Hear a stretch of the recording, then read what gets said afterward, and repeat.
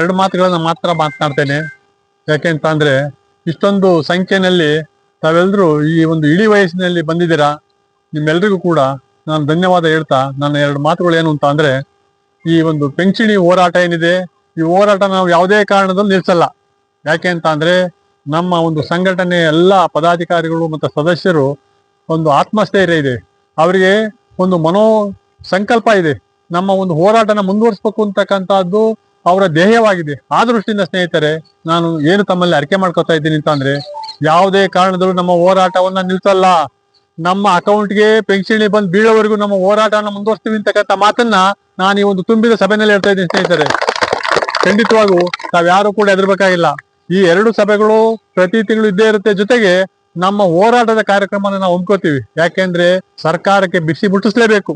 ಸರ್ಕಾರಕ್ಕೆ ಬಿಸಿ ಮುಟ್ಟಿಸಲಿಲ್ಲ ಅಂತ ಅಂದ್ರೆ ಅವರು ನಮ್ಮ ಒಂದು ಏನಿದೆ ನಮ್ಮ ಬೇಡಿಕೆನ ಈಡೇರಿಸಲ್ಲ ಅವರು. ಆ ದೃಷ್ಟಿಯಿಂದ ಸ್ನೇಹಿತರೆ, ಕೋರ್ಟ್ ಕಾನೂನಾತ್ಮಕವಾಗಿ ಹೋರಾಟ ಮಾಡ್ತೀವಿ, ಪ್ಲಸ್ ಜೊತೆಗೆ ಶಕ್ತಿ ಪ್ರದರ್ಶನ ಎರಡಕ್ಕೂ ಸಿದ್ಧ ಇರ್ಬೇಕು.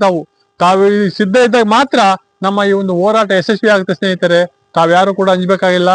ಪೆನ್ಷನ್ ಲೇಟ್ ಆಗಿರೋದ್ರ ಬಗ್ಗೆ ಈಗಾಗಲೇ ಬ್ರಹ್ಮಚಾರಿ ಅವರು ಹೇಳಿದ್ದಾರೆ. ಯಾಕೆ ಅಂತ ಅಂದ್ರೆ ಸಿಬ್ಬಂದಿಗಳನ್ನ ಮತದಾರರ ಪರಿಷ್ಕರಣೆಗೆ ನಿಯೋಜಿಸಿದ್ದಾರೆ. ಅವರು ಮರಳಿದ ನಂತರ ಕೊಡ್ತೀವಿ ಅಂತಕ್ಕಂಥದ್ದು ನೋಟಿಫಿಕೇಶನ್ PF ಅಧಿಕಾರಿಗಳು ಹೊರಡಿಸಿದ್ದಾರೆ. ಆ ದೃಷ್ಟಿಯಿಂದ 8ನೇ ತಾರೀಕು ಅಥವಾ 10ನೇ ತಾರೀಕು ಪೆನ್ಷನ್ ಬರುತ್ತೆ. ಅಲ್ಲಿವರೆಗೂ ಕಾರಣ. ಯಾಕೆಂತ ಅಂದ್ರೆ ಅದು ಅನಿವಾರ್ಯ ಕಾರಣಗಳಿಂದ ಹಲವಾರು ಇದರಿಂದ ಇದು ಉಂಟಾಗಿದೆ ಹೊರತು ಬೇರೆ ಕಾರಣ ಇಲ್ಲ. ಆ ದೃಷ್ಟಿಯಿಂದ ಸ್ನೇಹಿತರೆ, ಅತ್ಯಂತ ಮುಖ್ಯವಾಗಿ ಇವತ್ತಿನ ಒಂದು ಏನು ಪ್ರತಿಭಟನಾ ಸಭೆ ಏನಿದೆ ಅತ್ಯಂತ ಯಶಸ್ವಿಯಾಗಿ ನಡೆದಿದೆ. ಯಾಕೆಂತ ಅಂದ್ರೆ ನಮ್ಮ ಹಳೆಯ ಸ್ನೇಹಿತರು ಮತ್ತೆ ನಮ್ಮ ಸಹೋದ್ಯೋಗಿಗಳು ಮತ್ತೆ ನಮ್ಮ ಎಲ್ಲರೂ ಕೂಡ ಈ ಕೂಡಿ ನಾವು ಒಬ್ರಿಗೊಬ್ರು ಮುಕ್ತವಾಗಿ ಮಾತನಾಡ್ತೀವಲ್ಲ, ಇದು ಅತ್ಯಂತ ಮಹತ್ವದ್ದು. ಯಾಕೆಂತ ಅಂದ್ರೆ ನಾವು ಪ್ರತಿ ಸಾರಿ ಬಂದಾಗ ಇಲ್ಲಿ ನಾವು ಮುಂಚಿತವಾಗಿ ನಮ್ಮ ಎಲ್ಲ ಕಷ್ಟ ಸುಖಗಳ ಬಗ್ಗೆ ಮಾತನಾಡ್ತೀವಿ. ನಾವು ಕರ್ತವ್ಯ ನಿರ್ವಹಿಸಿದ ದಿನಗಳೇ ಆಗಿತ್ತು, ಇವತ್ತು ಆಗಿದೆ, ಮುಂದಿನ ದಿನಗಳೇ ಆಗಿದೆ, ಇದ್ರ ಬಗ್ಗೆ ಎಲ್ಲ ಚರ್ಚೆ ಮಾಡ್ತೀವಿ.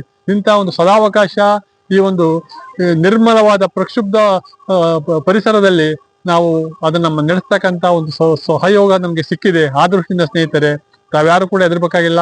ನಮ್ಮ ಹೋರಾಟ ನಾವು ಖಂಡಿತವಾಗಿ ಮುಂದುವರಿಸ್ತೀವಿ. ತಾವು ಇದೇ ರೀತಿ ಸಹಕಾರ ನೀಡಬೇಕು ಅಂತಕ್ಕಂಥ ಮಾತನ್ನ ಹೇಳಿ ನನ್ನ ಎರಡು ಮಾತುಗಳನ್ನು ಮುಗಿಸ್ತಾ ಇದ್ದೀನಿ.